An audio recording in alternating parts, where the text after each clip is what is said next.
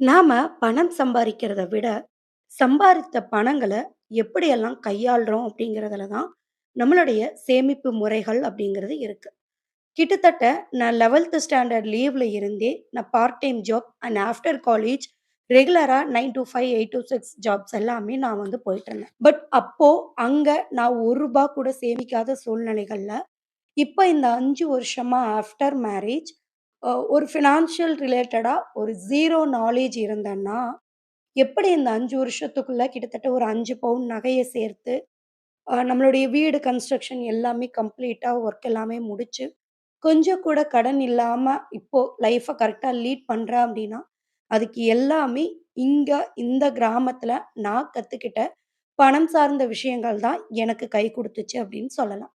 So நம்ம எங்க இருக்கோம், எப்படிப்பட்ட ஒரு லக்ஸரியான லைஃப் வாழ்றோங்கிறத தாண்டி, நம்ம சம்பாரிக்கக்கூடிய பணங்கள எங்கெல்லாம் வீண் பண்ணாம மிச்சப்படுத்துறோம், ரூ. 1 கூட எங்கெல்லாம் வீணடிக்காம இருக்கோம், எந்த விதத்தில நம்ம அத நிர்வகிக்கிறோம், கையாள்றோம் அப்படிங்கிற மனப்பக்குவத்தில தான் நம்மளுடைய சேமிப்பு முறைகள் அப்படிங்கிறது மாறுது. ஸோ நான் இருக்கக்கூடிய இந்த வில்லேஜ் சைட்ல எப்படியெல்லாம் மணி சேவ் பண்றாங்க, எப்படியெல்லாம் பணத்த வீணடிக்காம இருக்காங்க அப்படிங்கிறத உங்ககிட்ட நான் வந்து இந்த வீடியோல ஷேர் பண்ணிக்க போறேன். இது எல்லாமே ரெகுலரா நம்மளுடைய ரியல் லைஃப்ல நடக்கக்கூடிய ஒரு சின்ன சின்ன மாற்றங்கள் தான். இத செஞ்சோம்னாவே நிறைய பணங்கள் நம்மனால சேமிக்க முடியும். அது எப்படி அப்படிங்கிறத வீடியோ ஸ்கிப் பண்ணாம எண்ட் வரைக்கும் பாருங்க. லாஸ்ட்ல இன்னும் டீட்டெயில்டா உங்களுக்கு எக்ஸ்பிளைன் பண்ணியிருக்கேன். இதுல நான் ஷேர் பண்ணியிருக்கிற எல்லா டிப்ஸுமே நம்ம தினசரி வாழ்க்கையில பயன்படுத்தக்கூடிய சின்ன சின்ன விஷயங்கள்ல ஏற்படுத்தக்கூடிய மாற்றங்கள் தான். பெரிய ஒரு இன்வெஸ்ட்மென்ட், பெரிய அமௌண்ட், பெரிய இன்கம் அப்படியெல்லாம் எதுவுமே இல்ல. ரொம்ப கம்மியான ஒரு இன்கம், பேசிக் இன்கம் ஒரு 15,000 20,000 ஏர்ன் பண்றவங்க கூட இந்த சின்ன சின்ன மாற்றங்கள பண்ணுனீங்க அப்படின்னா, கண்டிப்பா ஒரு மிகப்பெரிய மாற்றத்த உங்களுடைய லைஃப்ல எக்ஸ்பீரியன்ஸ் வந்து பண்ணுவீங்க. ஸோ, ஃபர்ஸ்ட் விஷயம் நம்மளுடைய சேலரில நெறைய அமௌண்ட்ட ஆக்குபை பண்ணக்கூடிய விஷயம் நம்மளுடைய உணவு தான். ஸோ, இதுல தான் 40 டூ 50% ஆஃப் அமௌண்ட்ட நம்ம ஸ்பெண்ட் பண்ணிட்டுருக்கோம் எவ்ரி மந்த். இப்போ நாங்க இங்க இருக்கக்கூடிய கிராம வாழ்க்கையில பார்த்தீங்க அப்டின்னா, வார சந்தைகள் தான் மோஸ்ட்லி. அத விட்டுட்டோம் அப்டின்னா, நம்ம கடைகள்ல பெரும்பாலும் எதுவும் வந்து வாங்குறதுக்கு முடியாது. ரொம்ப ரேரா ஒரு சில கடைகள்ல ஒரு குறிப்பிட்ட காய்கறிகள் மட்டும் தான் இருக்கும். ஸோ எல்லாருமே மிஸ் பண்ணாம இந்த வார சந்தைய பயன்படுத்திப்பாங்க. ஆனா நகரத்துல அப்படி இல்ல. 1 கிலோ 300, 400 வரைக்கும் காய்கறிகள் நம்ம வந்து வாங்கிட்டு வந்து இருக்கோம். இங்க மேக்ஸிமம் இந்த 1/2 கிலோ, 1 கிலோ கேட்டகரீஸ் எல்லாம் கிடையாது. கூர் காய்கறிகள் தான். ஒரு கூறு ரூ. 10 ரூ. 20. ரொம்ப ரேர் ஏதாவது இஷ்யூஸ் இருக்கு.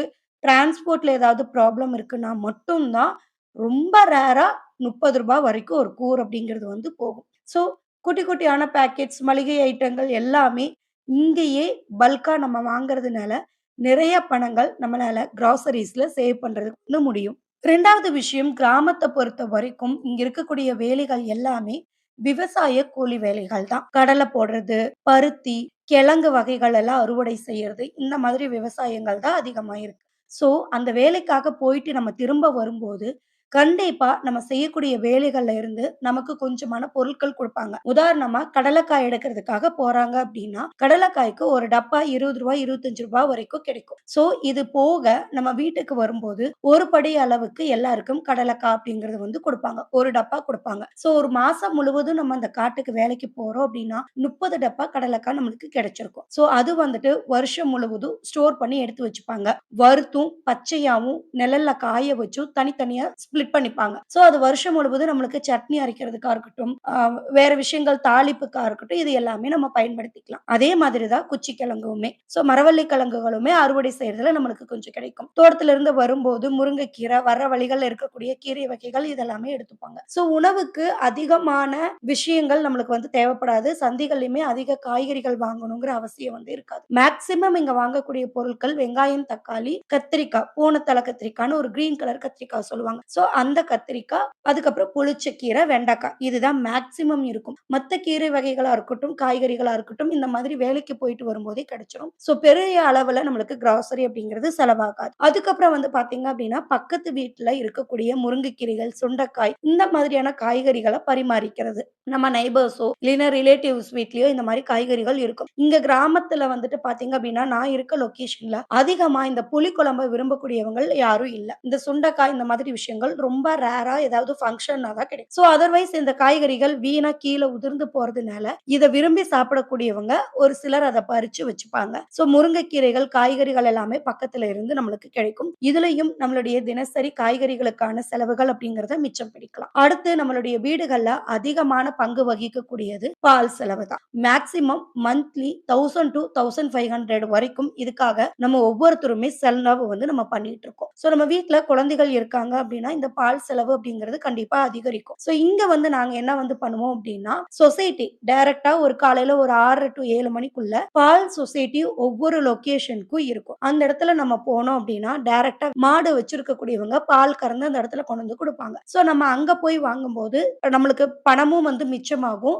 ஸோ நல்ல தரமான மாட்டு பால்களும் நம்ம வந்து வாங்கலாம். இங்க சுத்தமான நாட்டு மாட்டு பால் வந்துட்டு 1 லிட்டர் ரூ. 80லிருந்து ரூ. 120 வரைக்கும் கிடைக்குது. ஸோ இதுவே நீங்க அதிகமா டவுனுக்குள்ள போனீங்க அப்படின்னா, சுத்தமான நாட்டு மாட்டு பால் வாங்கும்போது அதிக ரேட் கிடைக்கும். ஸோ எங்களுக்கு இதுலயுமே பணம் கொஞ்சம் சேவ் ஆகும். மத்தபடிக்கு இந்த சிந்து மாட்டு பால் எல்லாம் வாங்கணும் அப்படின்னா, இன்னும் கொஞ்சம் ரேட் வந்து கம்மியா கிடைக்கும். இதுவே பக்கத்து வீட்ல மாடு யாராவது வச்சிருக்காங்க அப்படின்னா, அவங்க கிட்ட நம்ம சொல்லி வச்சிருந்தாலும், நம்மளுக்கு காலையிலயும், சாயந்திரமும் கரெக்ட்டா 1/4 லிட்டர், 1/2 லிட்டர் அப்படின்னு ஊத்துவாங்க. ஸோ இது மூலியமாவும் நாங்கள் பணம் அப்படிங்கிற ஒரு விஷயத்த சிக்கனமா செலவு பண்றதுக்கு முடியும். எல்லார் வீட்டிலயுமே கண்டிப்பா ஒரு குட்டி இடமாவது இருக்கும். அதுல வாழை, தக்காளி, கத்திரிக்காய், மல்லி, மிளகா, கொய்யாப்பழம் இந்த மாதிரி விஷயங்கள் எல்லாமே தனித்தனியா ஒரு ஒரு வீட்லயும் வந்து இருக்கும். இந்த தக்காளி, மிளகாய்லாம் வந்து பார்த்தீங்க அப்படின்னா, யூசுவலா நம்ம கிச்சன் வேஸ்ட் போற இடத்துல தாராளமா வந்து போட்டு விட்டுட்டோம் அப்படின்னா, அது சின்ன சின்ன விஷயங்கள் தான். ஆனா நம்மளுக்கு வெளியில ஒரு ஒரு பொருளும் ரூ. 10 ரூ. 20க்கு வாங்குறத அவாய்ட் பண்ணிக்கிறதுக்கு முடியும். ஸோ இது மூலியமாவும் வீட்லயே விளைவிக்கிறது மூலியமாவும் பணம் அப்படிங்கிறத சிக்கனமா பயன்படுத்திக்க முடியும். நம்மளுடைய செலவுகள வந்து கட்டுக்குள்ள வச்சுக்கிறதுக்கும் முடியும். அண்ட் வீட்ல இருக்கக்கூடியவங்களுக்குமே சின்ன சின்ன வருமான வாய்ப்புகள எப்போதுமே வச்சுப்பாங்க.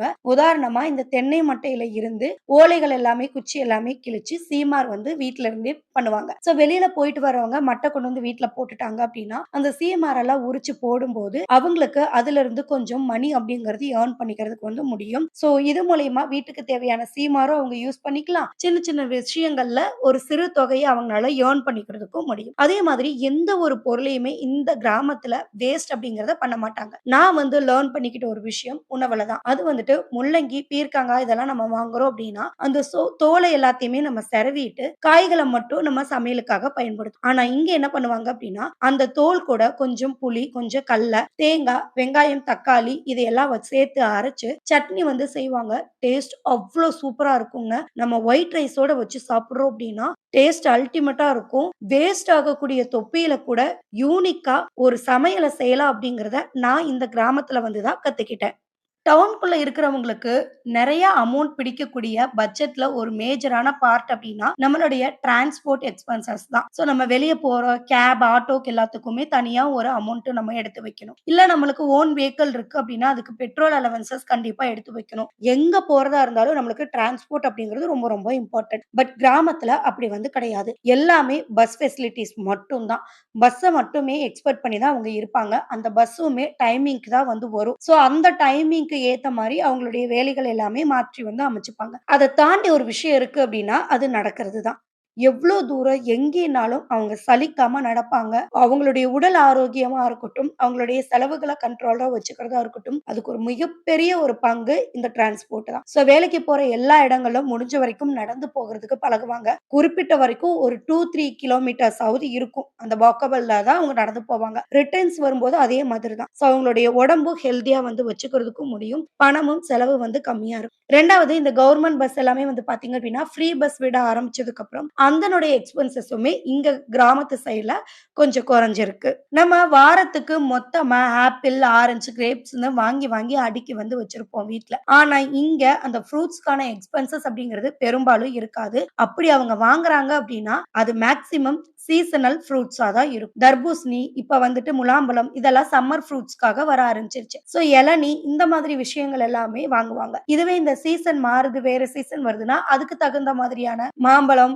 கிரேப்ஸ் இந்த மாரி விஷயங்கள் வந்து வாங்குவாங்க. So dragon fruits, apple, pomegranate இதெல்லாம் வாங்குறதுக்கான வாய்ப்புகள் அதிகமா இங்க வந்து கிடையாது. ஸோ சீசனல் ஃப்ரூட் அப்படிங்கிறது நம்மளுடைய பாடிக்கு ரொம்பவே அடாப்ட் பண்ணக்கூடிய ஒரு விஷயம். ஸோ அந்த மாதிரி பார்த்து வாங்குறதுனால கம்மியான விலைகள்ல நல்ல சத்தான பழங்கள இங்க வந்து வாங்கி சாப்பிடுறதுக்கான வாய்ப்புகள் அதிகமா இருக்கு. அண்ட் நம்மள மாதிரி அவங்களுக்கு வந்துட்டு ஒரு ரெகுலர் ஜாப் பெர்மனன்ட்டா இதுதான் 9 டூ 5 தான் ஜாப் தான் போகணும் அப்படிங்கிற மாதிரியான விஷயங்கள் எதுவும் இந்த கிராமத்துல வந்து கிடையாது. மல்டிபிள் ஆஃப் ஒர்க்ஸ் வந்து இருக்கும். ஒரு நாள் இன்னைக்கு ஒரு வேலை கிடைக்கல அப்படின்னா கூட, அடுத்த நாள் வேற ஒரு வேலைய பார்த்துட்டு டக்குனு அவங்கனால மூவ் ஆன் வந்து ஆயிர முடியும். ஒரு நாள் கடலை காப்பிடுங்கிறதுக்கு போவாங்க. அடுத்து ஒரு 10, 15 நாள்லயே பருத்தி எடுக்க போவாங்க. அடுத்து ஒரு 10, 15 நாள்ல தேங்காய் எடுக்கிறதுக்கு போவாங்க. அடுத்து ஒரு 10 நாள்ல வந்துட்டு பண்ணைக்கு கோழி முட்டைகள் அடுக்குறதுக்கு போவாங்க. இந்த மாதிரி நெறைய வேலைகள் வந்து அவங்களுக்கு இருந்துட்டே இருக்கும். டக்குனு ஒரு 1 வீக் செஞ்சுட்டு இருப்பாங்க. ஒரு காட்டுல வந்து கடலக்கா எடுக்குறாங்க. ஒரு டப்பாக்கு ரூ. 20 கிடைக்குது அப்டின்னா, வேற ஒரு காட்டுல டப்பாக்கு ரூ. 23 கிடைக்குதுன்னா, 1 வீக்ல அடுத்த அடுத்த காடு வந்து மாறிருவாங்க. ஏன்னா ஒரு டப்பாக்கு ரூ. 3 கிடைக்குது. ஒரு நாளைக்கு 50 டப்பா போட்டோம்னா, அதுல ஒரு அமௌண்ட் நம்மளுக்கு சேர்ந்து கிடைக்கும் அப்டின்னு சொல்லிட்டு மாத்திட்டே இருப்பாங்க. அதே மாதிரி தான் இந்த 100 நாள் வேலை வாய்ப்புகள், மத்த கவர்ன்மென்ட் ஸ்கீம் வந்துட்டு வரக்கூடிய கிராமப்புறங்களுக்குன்னு இருக்கக்கூடிய வேலை வாய்ப்புகள அவங்க பயன்படுத்திப்பாங்க. இது மூலியமா நிரந்தரமான ஒரு வருமானம் அவங்களுக்கு ரெகுலரா இருந்துட்டே இருக்கும். ஒர்க் பிரஷர் இருக்காது. 2வது நம்மள மாதிரி இந்த மாரி ஒரு 9 டூ 5 ஜாப் தான் போகணும் அப்படிங்கிறது இல்ல. பிடிச்சா போவாங்க, இல்லைன்னா இருந்துருவாங்க. சில பேர் வந்து மதியம் ஒரு 11 மணி, 12 மணிக்கு வேலைக்கு போகக்கூடியவங்களும் இருக்காங்க. ஸோ அந்த மாதிரி எல்லா விதமான நாலேட்ஜும், எல்லா விதமான வேலைகளும் அவங்களுக்கு செய்யறதுக்கு தெரிஞ்சிருக்கும். ஸோ வருமானம் அப்படிங்கிறது ஒரு நாள் கூட அவங்களுக்கு குறைவு வந்து படாது.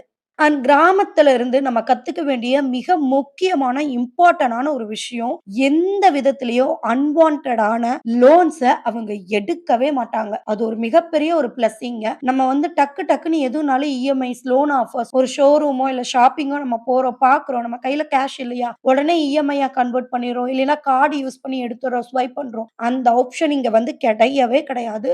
லோன் எடுக்கணும் அப்டின்னா, அவ்ளோ தூரம் வந்து யோசிப்பாங்க. ரூ. 2 வட்டி, ரூ. 3 வட்டி நம்ம குடுக்கணுமா? வேற ஏதாவது ஆல்டர்னேஷன் பண்ண முடியுமான்னு யோசிப்பாங்க. அதுக்கு கைவசம் அவங்களுக்கு இருக்கக்கூடிய ஒரே விஷயம் சங்கம்.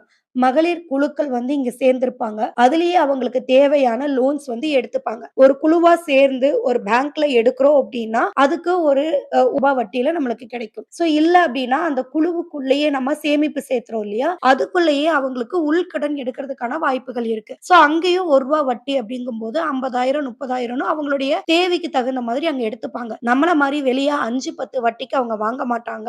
அது ரொம்ப ரொம்ப நம்ம கத்துக்க வேண்டிய மிக முக்கியமான விஷயம். இங்க வந்ததுக்கு அப்புறம் தான் இந்த விஷயங்கள் எல்லாம் தெரிய ஆரம்பிச்சு, கிட்டத்தட்ட நான் இப்போ ஒரு 3 1/2 இயர்ஸா இந்த சங்கத்துல நானும் பணம் சேமிப்பு முறைகள் வந்து பண்ணிட்டு இருக்கேன். ஒரு குறிப்பிட்ட அளவுக்கு பணம் சேர்ந்திருக்கு. நம்மளுடைய தேவைகளுக்கும், வீட்டு தேவைகளுக்கும் நம்ம ரூ. 1 வட்டியில பணமும் எடுத்துட்டு இருக்கோம். ஸோ முடிஞ்ச வரைக்கும் உங்களுடைய லைஃப் ஸ்டைல்ல இஎம்ஐஸ அவாய்ட் பண்ணிக்கோங்க.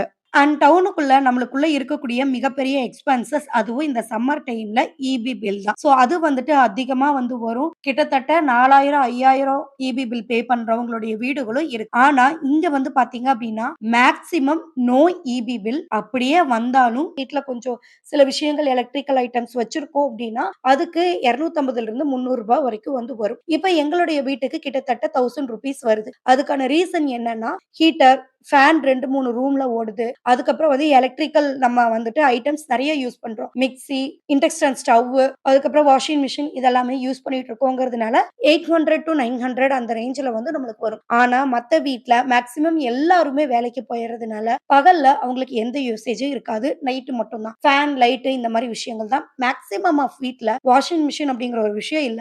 ஹேண்ட் வாஷ் தான். ஸோ ஒரு 100 வீடு இருக்கு அப்படின்னா, அதுல ஒரு ஒரு 10 வீடு, 20 வீடு வாஷிங் மிஷின் இருக்கிறதே ஒரு பெரிய விஷயம். அப்படி இருக்கிற பட்சத்துல அவங்களுக்கு ஈபி பில்ஸ் அப்படிங்கிறது வந்து வராது. நேச்சுரலா, இயற்கையா அவங்க என்னென்ன விஷயங்கள் பண்றாங்களோ, அதிலேயே எல்லாமே அவங்களுக்கு இதாயிரும். ஸோ ஈபி பில்னுடைய யூசேஜ் ரொம்ப ரொம்ப கம்மி. அதிகமா 300 போனவே ரூ. 300 வந்திருக்கான்னு ஆச்சரியப்படக்கூடிய வீடுகள் தான் இங்க அதிகம்.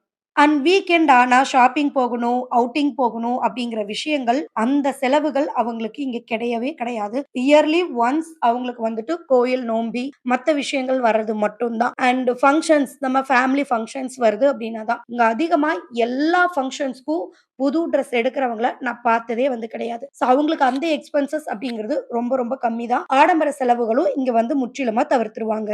நம்மளுக்கு ஃப்ரீயா கிடைக்கக்கூடிய ரேஷன் ஐட்டம்ஸ்ல நெறைய பேர் யூஸ் பண்றதுக்கு நம்ம வந்து தயங்குறோம். லைக் பாம் ஆயில் எல்லாமே அதெல்லாம் அன்ஹெல்தி வேண்டாம் அப்படின்னு யோசிக்கிறோம் நம்ம. ஆனா இங்க அப்படி கிடையாது. ரேஷன் ஐட்டம்ஸ்ல எல்லாத்தையுமே மேக்ஸிமம் யூஸ் பண்ணுவாங்க. பச்சரிசி, புழுங்கல் அரிசி எல்லாமே இட்லி அரைக்கிறதுக்காகவும், ஒரு நேரம் நைட்டு மட்டும் ரேஷன் ரைஸ்ல வந்துட்டு சாப்பாடு சமைக்கிற விஷயங்களா இருக்கட்டும், சர்க்கரை, ஆயில், பருப்புன்னு எல்லா ஐட்டம்ஸுமே அவங்களுடைய வீடுகள்ல யூஸ் பண்ணுவாங்க. எதையுமே வந்து வேஸ்ட் வந்து பண்ணவே மாட்டாங்க. ஃபுட் வேஸ்டேஜ் கண்டிப்பா அவாய்ட் பண்ணிருவாங்க. சம்டைம்ஸ் ரேர்லி ஏதாவது ஃபுட் வேஸ்டேஜ் ஆனா கூட, அது மாடுகளுக்கோ, ஆடுகளுக்கோ குடுக்குற மாதிரி இருக்கும். ஸோ முற்றிலுமா இந்த ஃபுட் வேஸ்டேஜ இங்க வந்து பார்க்கவே வந்து முடியாது. அண்ட் ரேஷன் ஐட்டம்ஸ கண்டிப்பா யூஸ் பண்ணுவாங்க. பாம் ஆயில வந்து நம்ம நெறைய பேர் வந்து அன்ஹெல்தின்னு சொல்றோம். பட் கம்பேர் பண்ணும்போது ரீஃபைண்ட் ஆயில விட மோர் தென் 10 டைம்ஸ் வந்துட்டு ரேஷன் பாம் ஆயில் பெட்டர்.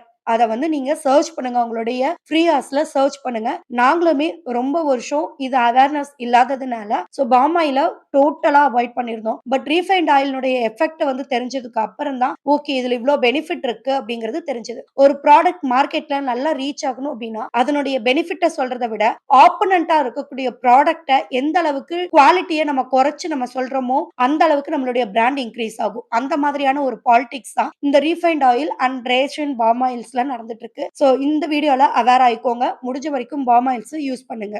நம்மள மாதிரி மியூச்சுவல் ஃபண்ட், எஸ்ஐபி, ட்ரேடிங்ஸ் இந்த மாதிரியான இன்வெஸ்ட்மென்ட் பெருசா அவங்களுக்கு வந்து இருக்காது. அத பத்தின நாலேட்ஜும் இருக்காது. ஆனா, இவங்க பண்ணக்கூடிய மிக முக்கியமான ட்ரெடிஷனலான 2 இன்வெஸ்ட்மென்ட். ஒண்ணு லேண்ட், இன்னொன்னு கோல்ட். கோல்ட விட ரொம்ப ரொம்ப இம்பார்ட்டன்ட் குடுக்கக்கூடியது லேண்ட்ல தான். அதுவும் வில்லேஜ் சைடு அப்படிங்கிறதுனால ரேட் ரொம்பவே சீப் அண்ட் பெஸ்ட்டா கிடைக்கும். இப்ப அட் பிரசன்ட் லோக்கல் அவுட்டர் வில்லேஜ்ல வந்து பார்த்தீங்க அப்படின்னா, ஒரு 1,00,000ல இருந்து மினிமம்ல ஸ்டார்ட் ஆயி ஒரு 3,00,000, 3 1/2 lakhs வரைக்கும் கிடைக்குது. அதுவே மெயின் ஹைவேஸ் இருக்கிற ஏரியாஸ்ல எல்லாம் நம்ம போனோம் அப்படின்னா, கிட்டத்தட்ட 5 லேக்ஸ்ல வந்து மினிமம் ஸ்டார்ட் ஆயி 10 லேக்ஸ் அபோவ் வரைக்கும் போயிட்டு இருக்கு. ஆனா இதுவே ஒரு மெட்ரோ சிட்டிக்குள்ள யோசிச்சு பாருங்க, இந்த அமௌண்ட்க்கு நம்மனால ஒரு லேண்ட் இன்வெஸ்ட்மென்ட் வந்து பண்ண முடியுமான்னு. நெறைய பேரு சேலம், கோயமுத்தூர், ஈரோடுன்னு வெளிய இருப்பாங்க. ஆனா இங்க நாங்க இருக்கிற லொகேஷன்ல இன்வெஸ்ட்மென்ட் வந்து பண்ணி வச்சிருப்பாங்க. அந்த மாதிரி நம்மளுடைய பணத்த சிறந்த இடத்துல முதலீடா வந்து பண்ணி வந்து வைப்பாங்க. ஆல்டர்னேட்டிவா சின்ன சின்ன விஷயங்கள் எல்லாத்துக்குமே தங்கம் அப்படிங்கிறத சேமிப்பாங்க. இந்த முறைகள எல்லாத்தையும் பயன்படுத்தி தான் என்னுடைய வீட்டுக்கும் நானும் என்னுடைய செலவுகள எல்லாத்தையுமே குறைச்சு இந்த 5 வருஷத்துல 5 பவுன் நகை அப்படிங்கிற ஒரு விஷயத்த சேவ் பண்ணியிருக்கேன். எங்களுடைய வீட கொஞ்சம் கூட கடன் அப்படிங்கிற ஒரு விஷயம் இல்லாம எங்களுடைய பணங்கள்ல இருந்தும் ஆல்டரேஷனா ரொட்டேஷனல்காக கோல்ட பிளெட்ஜ் பண்ணியும் எங்களுடைய வீட கம்ப்ளீட்டா வந்து இன்னைக்கு கன்ஸ்ட்ரக்ஷன் வந்து பண்ணி முடிச்சிருக்கோம். அண்ட் இப்ப வரைக்கும் எங்களுக்கு பெருசா எந்த அளவுக்கு கடனும் வந்து கிடையாது. அதிக வட்டிகள்ல வந்து கடன் வந்து கிடையாது. 5, 10 வட்டி அப்படின்னு எல்லாமே குட்டி குட்டியான கடன் ரூ. 1 ரூ. 2 இருக்கக்கூடிய வட்டிகள்ல இருக்கக்கூடிய கடன்கள் தான். இந்த மாதிரியான ஒரு லைஃப் ஸ்டைல நம்ம லீட் பண்ணோம் அப்படின்னா, எல்லார்னாலயும் சேமிப்பு அப்படிங்கிறது பாசிபிள். நம்மளுடைய கடன்கள குறைக்கிறது அப்படிங்கிறது ரொம்ப ரொம்ப பாசிபிள். அண்ட் நாங்களுமே இப்போ பக்கத்துல ஒரு இடம் வாங்கணும்னு ரொம்ப நாளா ட்ரை பண்ணிட்டு இருக்கோம். அது சில விஷயங்கள்ல தள்ளி தள்ளி போயிட்டே இருக்கு. காட் கிரேஸ் இந்த வருஷத்துல முடிஞ்சது அப்படின்னா, நாங்க அந்த இடத்த வாங்கணும்னு நாங்க நினைக்கிறோம். அது எப்படி, எப்போ நடக்கும் அப்படிங்கிறது தெரியல. ஆனா நாங்க அதுக்கு வெயிட் பண்ணிட்டு தான் இருக்கோம். இந்த மாதிரி யூனிக்கா நீங்க யாராவது ஒரு சிலர் கிட்ட இருந்து ஒரு யூனிக்கான சில சேவிங் மெத்தட்ஸ லேர்ன் பண்ணியிருப்பீங்க. அப்படி ஏதாவது இருந்தது அப்படின்னா, மறக்காம கமெண்ட்ல வந்து பின் பண்ணுங்க. இந்த வீடியோ உங்களுக்கு யூஸ்ஃபுல்லா இருந்துச்சு அப்படின்னா, மறக்காம ஷேர் பண்ணிருங்க உங்க ஃபிரெண்ட்ஸ் அண்ட் ஃபேமிலிஸ்க்கும். நம்மளுடைய சேனல சப்ஸ்கிரைப் பண்ணிக்கோங்க. அப்பதான் இந்த மாதிரியான யூனிக்கான, டிஃபரண்டான நெறைய மனி சேவிங் டிப்ஸ் எல்லாமே உங்களுக்கு வந்து சேரும்.